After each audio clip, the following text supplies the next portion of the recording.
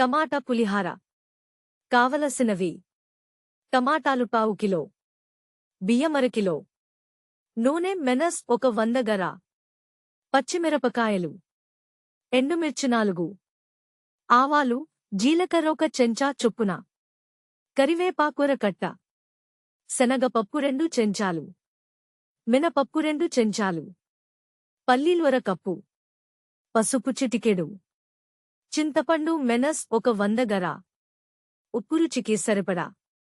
తయారు చేసే విధానం: ముందుగా బియ్యం శుభ్రంగా కడిగి అన్నంగా వండుకుని ఒక పళ్ళెంలో పోసి చల్లార్చుకోవాలి.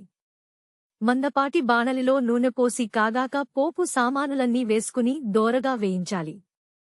ఇందులోనే సన్నగా తరిగిన టమాటాలు, సన్నగా చీల్చిన పచ్చిమిరపకాయలు, పసుపు, ఉప్పు, చింతపండు గుజ్జు వేసి బాగా కలిపి మళ్లీ ఉడికించాలి.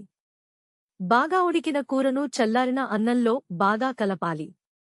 నిమ్మకాయను పిండుకుని కొత్తిమీరతో అలంకరించుకుంటే ఘుమఘుమలాడే టమాటా పులిహోర తయారు.